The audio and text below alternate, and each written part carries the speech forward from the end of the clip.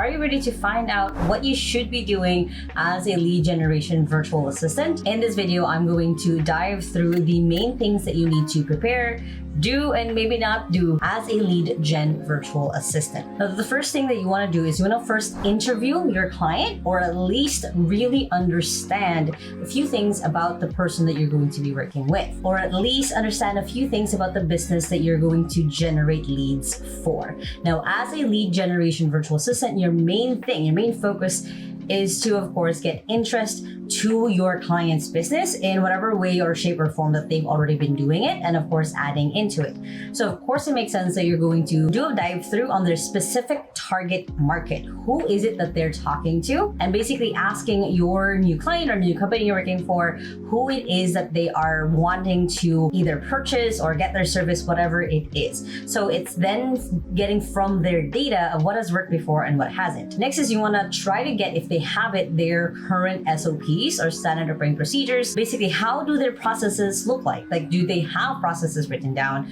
Are they doing this for the very first time? It's going to be very important, maybe even before you accept the job, even in an interview. They're trying to figure out how far along their own process is when it comes to generating leads for themselves. Because chances are you might be building things from scratch, but again, they might already have a process in place that you can follow. Next is you want to understand their current key performance indicators, or their KPIs, of finding out what are the numbers that are important to them. Is it the number of people that you message? Is it the number of people who actually you convert? Or is it how long is that client going to be there? So as a really good example within 2XU, it's not as important for us to have a lot of clients coming in at the same time. What matters to us is compatibility and longevity. Like, the more that they need a virtual assistant, not project-based, but long-term virtual assistants, the more worth it is for us. So for our lead gen assistant, those are the things that they're basically focused on, are making sure basically that the leads that are going to be coming in are more long-term and not just for a project-based virtual assistant. And then you also want to figure out what their current copy is, or what is the current messaging that they're sending out to their target audience. This way, again, you have a really good reference point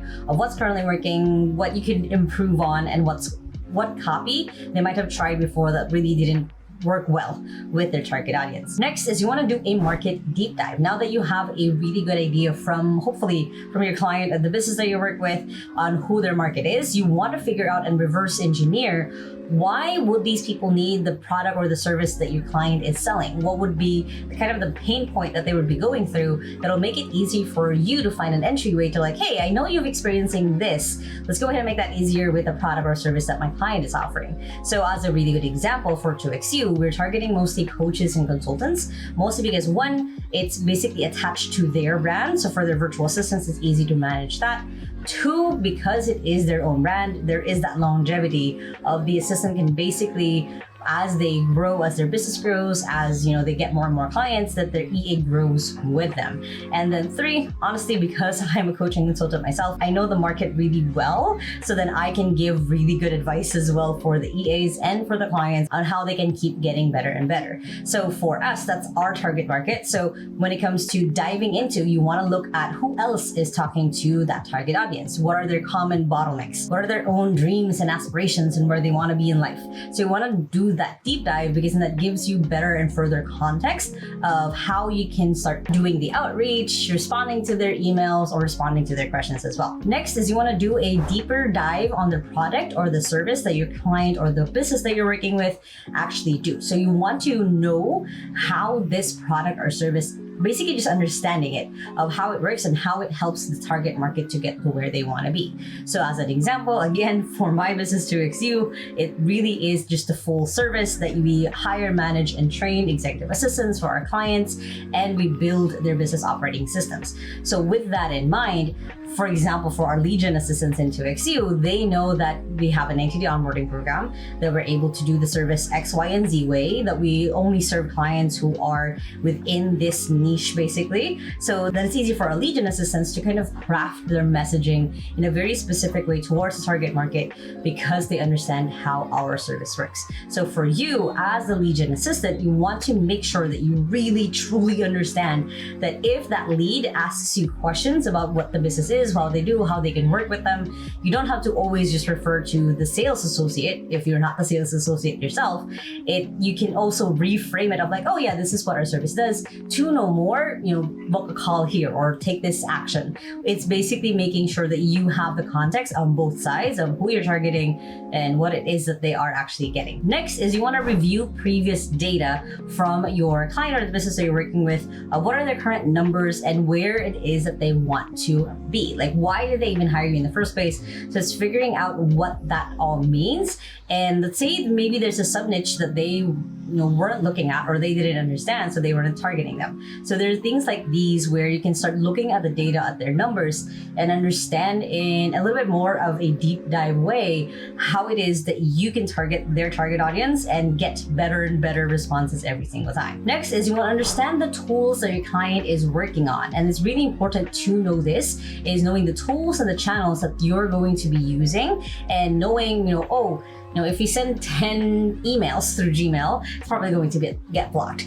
So if we use LinkedIn and we send more than 50 requests in a day, it's probably going to get blocked. So that's what I mean by understanding the tools and the outreach channels that you're going to be using, and making sure that you know what the parameters are so you don't get blocked, you don't get marked as spam, you are able to push through and actually talk to the people that you need to talk with. Next is you want to start setting up your workflow if you don't already have one or if the company hasn't given you one. So basically, how are you going to research the potential leads? How are you going to find them? Is there a list? How do you start reaching out to them? How do you follow up? How do you make sure that they are within the parameters of who the target market is? So it's fully understanding now at that point of what would your day-to-day look like and setting that up so it's easier for you to start and just get into flow. Next is you want to make sure that you want to test and adjust basically as you start seeing the results come in. This is also why it's really important that you start documenting your results of your numbers, whatever those numbers could be for your client, so you can start doing different things and trying to set up essentially updates and upgrades to how the current workflow is, so you can keep getting better at what it is that you're currently doing to hit the target market and to hit the target numbers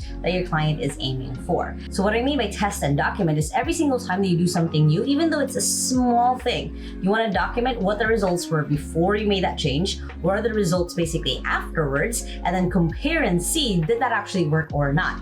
It could be a lot of the time where you change something and actually ruin things, and that's okay. At least you know what the baseline is, you documented what that baseline is, so you can go back to it, and later on when you test something new and it actually works, then you can go ahead and make that then the new baseline and keep kind of upgrading that system to get better results. Next is then you want to make sure that you're creating your standard operating procedures, especially when you're making those edits, when you're making new ways on how to target the audience, how to communicate with them, is you have all of it documented so you can easily train the next person. And as always, when it comes to creating your SOPs, it's then easier for you to take your leaves, to have a life, because you know that things aren't stuck in your head and you're not the only one who knows a certain process or system within the business, and you can easily have someone else be able to take over, especially again, if you're going to take leave, if you're sick, you basically are able to have a life outside of work because you've documented how you do things. And lastly, basically automate or find opportunities to automate. Find different ways that you can kind of lessen the human error,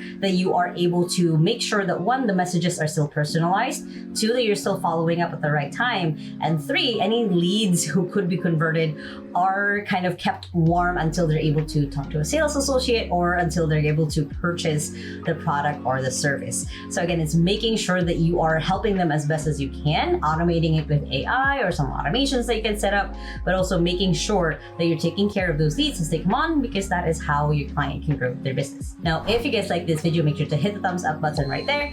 Comment below any questions you have about being a lead gen VA. And if you still haven't yet, make sure to hit the subscribe button right there so you don't miss any of my videos every Sunday and Thursday on how to work from home and how to have a business from home, which you guys can check out those two playlists right here and the latest video right here. Hope you guys have an amazing day, and remember that small steps matters, and I'll see you in the next video. Bye.